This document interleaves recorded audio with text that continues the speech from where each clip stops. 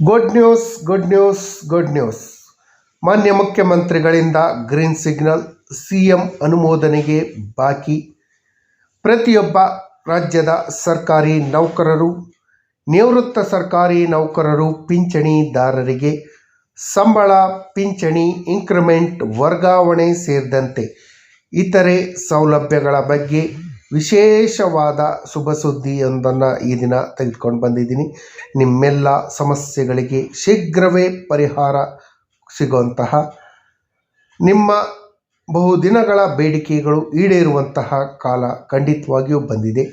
ಮಾನ್ಯ ಮುಖ್ಯಮಂತ್ರಿಗಳಾದ ಡಿ.ಕೆ. ಶಿವಕುಮಾರ್ ರವರಿಂದ ಸರ್ಕಾರಿ ನೌಕರರಿಗೆ ಗುಡ್ ನ್ಯೂಸ್ನ ಗ್ರೀನ್ ಸಿಗ್ನಲ್ ಸಿಗಲಿದೆ ಅನ್ನೋದ್ರ ಬಗ್ಗೆ ವಿವರವಾದ ಮಾಹಿತಿಯನ್ನು ತಮ್ಮ ಮುಂದೆ ಶೇರ್ ಮಾಡ್ತೀನಿ. ಈ ಮಾಹಿತಿಯನ್ನು ಶೇರ್ ಮಾಡೋದಕ್ಕಿಂತ ಮುಂಚಿತವಾಗಿ ಯಾರೆಲ್ಲ ಈ ಚಾನಲ್ಗೆ ಸಬ್ಸ್ಕ್ರೈಬ್ ಮಾಡ್ಕೊಂಡೇ ವಿಡಿಯೋಗಳನ್ನು ನೋಡ್ತಾ ಇದ್ದೀರಿ, ದಯವಿಟ್ಟು ಕೆಳಗಡೆ ಕಾಣ್ತಾ ಇರೋಂಥ ಸಬ್ಸ್ಕ್ರೈಬ್ ಬಟನನ್ನು ಒತ್ತಿ ಬೆಲ್ ಐಕಾನನ್ನು ಕ್ಲಿಕ್ ಮಾಡಿ ಆಲ್ ಅಂತ ಮಾಡಿ. ನೀವು ಫೇಸ್ ಮಾಡ್ತಾ ಇರೋಂಥ ಎನಿ ಪ್ರಾಬ್ಲಮ್, ಆ ಪ್ರಾಬ್ಲಮ್ಗಳನ್ನು ಲೀಗಲ್ ಆಗಿ ಸಾಲ್ವ್ ಮಾಡ್ಕೊಳ್ಳೋಕ್ಕಿರೋಂಥ ಉತ್ತಮ ವೇದಿಕೆ ಸರ್ಕಾರಿ ನೌಕರ ಮಿತ್ರ ಯೂಟ್ಯೂಬ್ ಚಾನಲ್. ಸ್ನೇಹಿತರೆ, ಸರ್ಕಾರಿ ನೌಕರರಿಗೆ, ನಿವೃತ್ತ ಸರ್ಕಾರಿ ನೌಕರರಿಗೆ ಹೊಸ ಸರ್ಕಾರದಿಂದ ಹೊಸ ಶುಭ ಸುದ್ದಿ ಖಂಡಿತವಾಗಿಯೂ ಸಿಗತ್ತೆ. ಇಷ್ಟು ದಿನ ಸರ್ಕಾರಿ ನೌಕರರು ತಮ್ಮ ಸಮಸ್ಯೆಗಳ ಪರಿಹಾರಕ್ಕೆ ಇದ್ದಂತಹ ಒಂದು ವೇದಿಕೆ ಮುಚ್ಚಿ ಹೋಗ್ತಾ ಇದೆ, ಅದನ್ನು ಬಂದ್ ಮಾಡ್ತಾರೆ ಅನ್ನೋ ಆತಂಕ ಇತ್ತು. ಈ ಆತಂಕ ಖಂಡಿತವಾಗಿಯೂ ಬೇಡ. ಕರ್ನಾಟಕ ರಾಜ್ಯ ಆಡಳಿತ ನ್ಯಾಯಮಂಡಳಿ ಮುಂದುವರಿಯುತ್ತೆ, ನೌಕರರ ಸಮಸ್ಯೆಗಳಿಗೆ ಪರಿಹಾರ ಸಿಗತ್ತೆ. ರಾಜ್ಯ ಸರ್ಕಾರಿ ನೌಕರರು, ಪಿಂಚಣಿದಾರರಿಗೆ ರಾಜ್ಯ ಸರ್ಕಾರದಿಂದ ಗುಡ್ ನ್ಯೂಸ್, ಗ್ರೀನ್ ಸಿಗ್ನಲ್ ಸಿಗುವಂಥ ಸಾಧ್ಯತೆ ಹೆಚ್ಚಾಗಿದೆ. ಜುಡಿಷಿಯಲ್ ಇಂಪ್ಯಾಕ್ಟ್ ಅಸೆಸ್ಮೆಂಟ್ ವರದಿ ಸಲ್ಲಿಕೆಯಾಗಿದೆ. ಆಡಳಿತ ಯಂತ್ರದ ಮೇಲೆ ಪರಿಣಾಮದ ಎಚ್ಚರಿಕೆಯನ್ನು ಕೂಡ ಸಿಕ್ಕಿದೆ. ಕೆಇಟಿ ಮುಂದುವರಿಸಿ ಕರ್ನಾಟಕ ಅಡ್ಮಿನಿಸ್ಟ್ರೇಟಿವ್ ಟ್ರಿಬ್ಯುನಲ್, ಕರ್ನಾಟಕ ಆಡಳಿತ ನ್ಯಾಯಮಂಡಳಿ ಮುಂದುವರಿಕೆಗೆ ಸರ್ಕಾರದಿಂದ ಗ್ರೀನ್ ಸಿಗ್ನಲ್ ಸಿಗುವಂಥ ಸಾಧ್ಯತೆ ಇದೆ. ಈ ಬಗ್ಗೆ ವರದಿಯನ್ನು ಮಾನ್ಯ ಮುಖ್ಯಮಂತ್ರಿಗಳಿಗೆ ಸಲ್ಲಿಕೆ ಮಾಡಲಾಗಿದೆ. ಮಾನ್ಯ ಮುಖ್ಯಮಂತ್ರಿಗಳು ಈ ವರದಿಯ ಆಧಾರದಲ್ಲಿ ಏನು ಕ್ರಮವನ್ನು ಕೈಗೊಳ್ತಾರೆ ಅನ್ನೋದ್ರ ಬಗ್ಗೆ ವಿಜಯ ಕರ್ನಾಟಕ ಪತ್ರಿಕೆಯಲ್ಲಿ ವರದಿ ಪ್ರಕಟ ಆಗಿದೆ. ಕರ್ನಾಟಕ ಆಡಳಿತ ನ್ಯಾಯಮಂಡಳಿ ಕೆಇಟಿ ರದ್ದುಪಡಿಸುವ ಅಥವಾ ಮುಂದುವರಿಸುವಂತಹ ಕುರಿತು ಪರಿಶೀಲಿಸಲು ರಚಿಸಲಾಗಿದ್ದಂತಹ ಕರ್ನಾಟಕ ಹೈಕೋರ್ಟ್ನ ನಿವೃತ್ತ ನ್ಯಾಯಮೂರ್ತಿ ಉಮೇಶ್ ಅಡಿಗ ನೇತೃತ್ವದ ಸಮಿತಿ ವಿಧಾನಸಭೆಯಲ್ಲಿ ಮಂಗಳವಾರ ಮಾನ್ಯ ಮುಖ್ಯಮಂತ್ರಿಗಳಾದ ಡಿ.ಕೆ. ಶಿವಕುಮಾರ್ ರವರನ್ನು ಭೇಟಿ ಮಾಡಿ ಜುಡಿಷಿಯಲ್ ಇಂಪ್ಯಾಕ್ಟ್ ಅಸೆಸ್ಮೆಂಟ್ ವರದಿಯನ್ನು ಸಲ್ಲಿಕೆ ಮಾಡಿದ್ದಾರೆ. ಅಡ್ವೊಕೇಟ್ ಜನರಲ್ ಶಶಿಕಿರಣ್ ಶೆಟ್ಟಿ ಅವರು, ಸರ್ಕಾರದ ಅಪಾರ ಮುಖ್ಯ ಕಾರ್ಯದರ್ಶಿ ಗೌರವ್ ಗುಪ್ತಾ ಹಾಗೂ ಸಮಿತಿಯ ಇತರ ಸದಸ್ಯರು ಉಪಸ್ಥಿತಿಯಲ್ಲಿ ವರದಿಯನ್ನು ಸಲ್ಲಿಕೆ ಮಾಡಲಾಗಿದೆ. ವರದಿಯ ಮುಖ್ಯಾಂಶದ ಕುರಿತು ಚರ್ಚಿಸಿದರು. KSAT ಕಾರ್ಯವೈಖರಿ ಮುಂದುವರಿಸುವ ಅಗತ್ಯತೆ ಕುರಿತು ವರದಿಯಲ್ಲಿ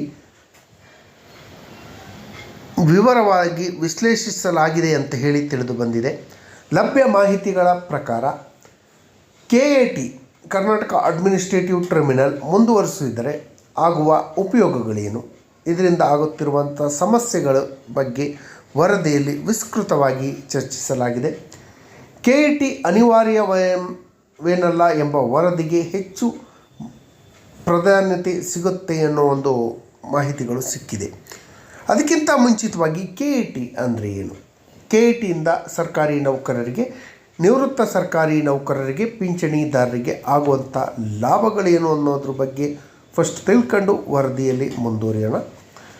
ಕರ್ನಾಟಕ ಅಡ್ಮಿನಿಸ್ಟ್ರೇಟಿವ್ ಟ್ರಿಬ್ಯುನಲ್, ಕರ್ನಾಟಕ ರಾಜ್ಯದಲ್ಲಿರುವಂಥ ಎಲ್ಲ ಸರ್ಕಾರಿ ನೌಕರರು ತಮ್ಮ ಸಮಸ್ಯೆಗಳು, ಇನ್ಕ್ರಿಮೆಂಟ್ ವಿಚಾರದಲ್ಲಿರ್ಬೋದು, ಸಂಬಳ, ಪಿಂಚಣಿ ವಿಚಾರದಲ್ಲಿ ಇರ್ಬೋದು, ಟ್ರಾನ್ಸ್ಫರ್ ವಿಚಾರದಲ್ಲಿರ್ಬೋದು, ಎಲ್ಲ ವಿಚಾರಗಳಿಗೆ ಸರ್ಕಾರದಿಂದ ನಮಗೆ ನ್ಯಾಯ ಸಿಕ್ಕಿಲ್ಲ ಅಂತ ಕಂಡುಬಂದಂಥ ಸಮಯದಲ್ಲಿ ಕರ್ನಾಟಕ ಅಡ್ಮಿನಿಸ್ಟ್ರೇಟಿವ್ ಟ್ರಿಬ್ಯುನಲ್ ಜುಡಿಷಿಯಲ್ ರಿವ್ಯೂವಿಗೆ ಹೋಗ್ತಾರೆ. ಅಲ್ಲಿ ಸರ್ಕಾರಿ ನೌಕರರಿಗೆ ತ್ವರಿತವಾಗಿ ನ್ಯಾಯ ಸಿಗತ್ತೆ. ಅವರ ಟ್ರಾನ್ಸ್ಫರ್ಗಳು ಕ್ಯಾನ್ಸಲ್ ಆಗುವಂಥ ಎಷ್ಟೋ ಉದಾಹರಣೆಗಳಿದ್ದಾವೆ. ಅವರಿಗೆ ತಡೆ ಹಿಡಿಯಲಾದಂಥ ಇನ್ಕ್ರಿಮೆಂಟ್ಗಳು, ಸಂಬಳಗಳು ಸಸ್ಪೆನ್ಷನ್ ರದ್ದತಿ ಸೇರಿದಂತೆ ಸರ್ಕಾರದಿಂದ ನ್ಯಾಯ ಸಿಗದೇ ಇರೋಂಥ ಸಮಯದಲ್ಲಿ KAT ಸರ್ಕಾರಿ ನೌಕರರಿಗೆ ನ್ಯಾಯವನ್ನು ಒದಗಿಸಿ ಕಡಿಮೆ ಖರ್ಚಿನಲ್ಲಿ ಹೆಚ್ಚು ಪರಿಣಾಮಕಾರಿಯಾದಂತಹ ಕೆಲಸಗಳು ಆಗ್ತಾ ಇರೋದ್ರಿಂದ KAT ಅಗತ್ಯತೆಗಳು ಸರ್ಕಾರಿ ನೌಕರರಿಗೆ, ನಿವೃತ್ತ ಸರ್ಕಾರಿ ನೌಕರರಿಗೆ ಹೆಚ್ಚು ಇದೆ. ಇದರ ಕುರಿತಾಗಿ KATಯನ್ನು ರದ್ದುಪಡಿಸಬೇಕು ಅನ್ನೋ ವಿಚಾರಕ್ಕೆ ಸಂಬಂಧಪಟ್ಟ ಹಾಗೆ ವರದಿಯನ್ನು ಹೇಳಿತು. ಈ ಸಮಿತಿ ಅಭಿಪ್ರಾಯವನ್ನು ಸಂಗ್ರಹಣೆ ಮಾಡಿತ್ತು.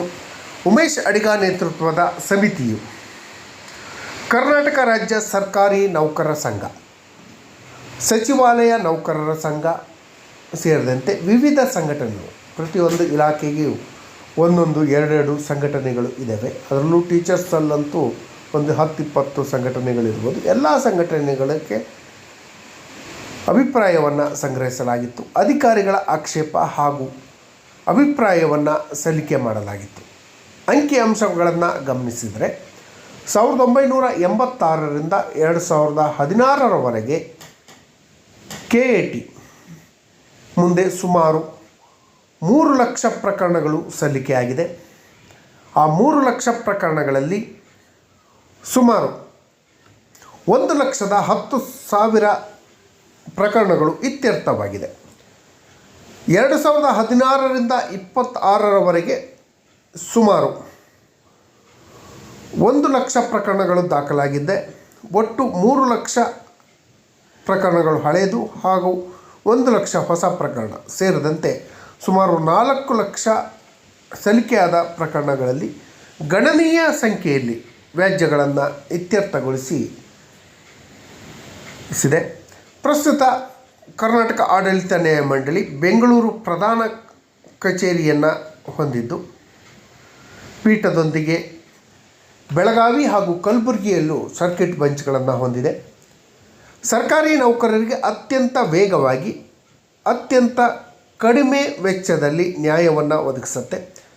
2021ರಿಂದ ಪ್ರಧಾನ ಕಚೇರಿ ಹಾಗೂ ಇತರೆ ಪೀಠ, ಪ್ರಧಾನ ಪೀಠ ಹಾಗೂ ಇತರೆ ಪೀಠಗಳಲ್ಲಿ ವಾರ್ಷಿಕ ಸರಾಸರಿ 8,000 ಪ್ರಕರಣಗಳು ದಾಖಲಾಗುತ್ತೆ. ಸರ್ಕಾರಿ ನೌಕರರು ಹಾಗೂ ನಿವೃತ್ತ ಸರ್ಕಾರಿ ನೌಕರರು ಪ್ರಕರಣಗಳನ್ನು ದಾಖಲಿಸ್ತಾರೆ.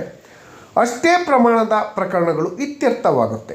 ಪ್ರಸ್ತುತ ಸುಮಾರು 3 ಪೀಠಗಳಲ್ಲಿ ಸೇರಿ ಸುಮಾರು 10,000 ಪ್ರಕರಣಗಳು ಬಾಕಿ ಇದೆ, ಪೆಂಡಿಂಗ್ ಇದೆ. ಒಂದೊಮ್ಮೆ KATಯನ್ನು ರದ್ದುಪಡಿಸಿ ಹೈಕೋರ್ಟ್ನಲ್ಲೇ ಎಲ್ಲ ನೌಕರರು ಅರ್ಜಿ ಸಲ್ಲಿಸಲು ಅವಕಾಶ ನೀಡಿದರೆ ಸರ್ಕಾರಿ ನೌಕರರಿಗೆ ಹೆಚ್ಚು ಸಮಯ ಹಾಗೂ ಹಣದ ವೆಚ್ಚ ತಗಲತ್ತೆ ಅಂತ ಹೇಳಿ ಕೂಡ ಪ್ರಸ್ತುತ KATಯಲ್ಲಿ ಇತ್ಯರ್ಥವಾಗುವಂತಹ ಪ್ರಕರಣಗಳ ಸರಾಸರಿ ನೋಡಿದರೆ ಹೈಕೋರ್ಟ್ಗಳಲ್ಲಿ ದೀರ್ಘಕಾಲದಿಂದ ಬಾಕಿ ಉಳಿದಿರುವಂಥ ಸೇವಾ ವಿವಾದಗಳನ್ನು, ಸರ್ವಿಸ್ ಮ್ಯಾಟರ್ಗಳನ್ನು ಶೀಘ್ರ ವಿಲೇವಾರಿ ಮಾಡಲು KATಗೆ ನೆರವಾಗ್ತಾ ಇದೆ. ಹಾಗಾಗಿ KATಯನ್ನು ರದ್ದುಪಡಿಸಬಾರ್ದು, KATಯನ್ನು ಮುಂದುವರಿಸ್ಕೊಂಡು ಹೋಗಬೇಕು ಅಂತ ಹೇಳಿ ಸರ್ಕಾರಿ ನೌಕರರ ಸಂಘ ತನ್ನ ಅಭಿಪ್ರಾಯವನ್ನು ದಾಖಲಿಸಿದೆ. ಅಷ್ಟೇ ಅಲ್ಲದೆ ಲಕ್ಷಾಂತರ ಸರ್ಕಾರಿ ನೌಕರರು ಕೂಡ ಇದೇ ಅಭಿಪ್ರಾಯವನ್ನು ಸರ್ಕಾರಕ್ಕೆ ಹಾಗೂ ಸಮಿತಿಯ ಮುಂದೆ ಸಲ್ಲಿಕೆ ಮಾಡಿದ್ದಾರೆ. ಅಷ್ಟೇ ಅಲ್ಲದೆ ತಂತ್ರಜ್ಞಾನದ ವಿಚಾರದಲ್ಲಿ, ಟೆಕ್ನಾಲಜಿ ವಿಚಾರದಲ್ಲೂ ಕೂಡ ಕರ್ನಾಟಕ ಆಡಳಿತ ನ್ಯಾಯಮಂಡಳಿ KAT ಮುಂಚೂಣಿಯಲ್ಲಿದೆ. ರಾಜ್ಯದ ಪ್ರತಿ ನೌಕರನಿಗೆ ತ್ವರಿತ ಸೇವೆಯನ್ನು, ಕ್ವಿಕ್ ಸರ್ವಿಸನ್ನು ಕೊಡುತ್ತೆ. ಈ ಮೂಲಕ ನ್ಯಾಯಾಂಗ ಪ್ರಕ್ರಿಯೆಯನ್ನು ಸುಲಭಗೊಳಿಸಿದೆ. ಹೀಗಾಗಿ ನೌಕರರ ಹಿತದೃಷ್ಟಿ ಹಾಗೂ ನ್ಯಾಯಾಂಗ ವ್ಯವಸ್ಥೆ ಮೇಲಿನ ಹೊರೆ ಕಡಿಮೆ ಮಾಡೋಕ್ಕೆ ಇದು ಸಹಕಾರಿಯಾಗಿದೆ. KAT ಅತ್ಯಂತ ಪರಿಣಾಮಕಾರಿಯಾಗಿ ಕೆಲಸವನ್ನು ಮಾಡ್ತಾ ಇದೆ. KATಯ ಪರಿಧಿ ಕರ್ನಾಟಕ ಸರ್ಕಾರಿ ನೌಕರರ ವರ್ಗಾವಣೆ, ಸೇವೆಗೆ ಸಂಬಂಧಿಸಿದ ಪ್ರಕರಣಗಳನ್ನು ಒಳಗೊಂಡಂತೆ ಸಿವಿಲ್ ಸೇವೆಗಳಿಗೆ ಸಂಬಂಧಿಸಿದ ವ್ಯಾಜ್ಯಗಳನ್ನು ಕರ್ನಾಟಕ ಆಡಳಿತ ನ್ಯಾಯಮಂಡಳಿ ನಿರ್ವಹಿಸುತ್ತೆ.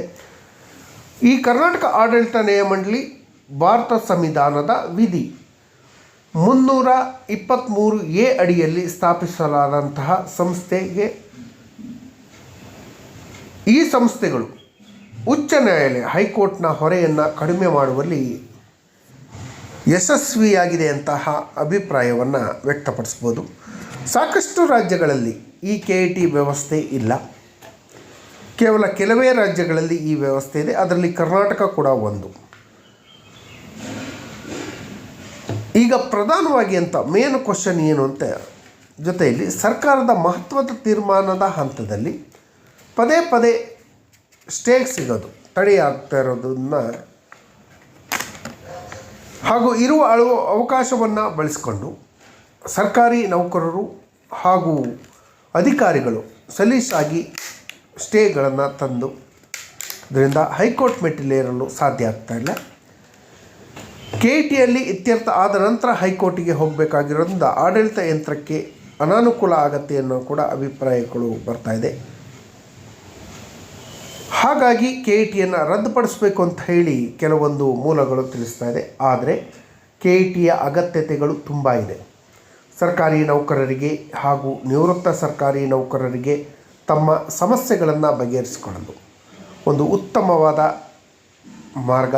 ಹಾಗಾಗಿ ಸರ್ಕಾರ ತಕ್ಷಣ ಈ ಬಗ್ಗೆ ಗಮನವನ್ನು ಹರಿಸಿ ಈಗಿರುವಂಥ ವ್ಯವಸ್ಥೆ ಕರ್ನಾಟಕ ಆಡಳಿತ ಮಂಡಳಿ ವ್ಯವಸ್ಥೆಯನ್ನು ಮುಂದುವರ್ಸ್ಕೊಂಡು ಹೋಗಬೇಕು ಅಂತ ಹೇಳಿ ಸರ್ಕಾರದಲ್ಲಿ ಮನವಿಯನ್ನು ಮಾಡ್ಕೊಳ್ತಾ KET ಉಳಿಸಲು ನಿಮ್ಮೆಲ್ಲರ ಬೆಂಬಲದ ಅಗತ್ಯ ಇದೆ. ಎಲ್ಲ ಸರ್ಕಾರಿ ನೌಕರರು, ನಿವೃತ್ತ ಸರ್ಕಾರಿ ನೌಕರರು, ಪಿಂಚಣಿದಾರರು ತಕ್ಷಣ ಈ ಬಗ್ಗೆ ಗಮನವನ್ನು ಹರಿಸಬೇಕು.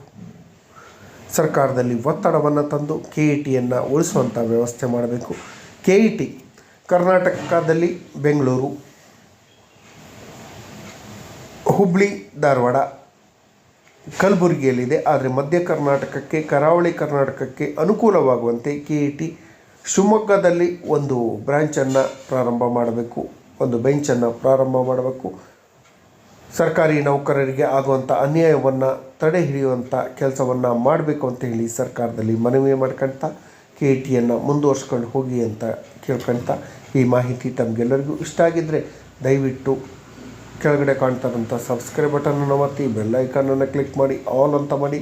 ನೀವು ಫೇಸ್ ಮಾಡ್ತಾರಂಥ ಎಲ್ಲ ಪ್ರಾಬ್ಲಮ್ಗಳನ್ನು ಲೀಗಲ್ ಆಗಿ ಸಾಲ್ವ್ ಮಾಡ್ಕೊಳ್ಳೋಕ್ಕಿರೋಂಥ ಉತ್ತಮ ವೇದಿಕೆಯಾದ ಸರ್ಕಾರಿ ನೌಕರ ಮಿತ್ರ ಯೂಟ್ಯೂಬ್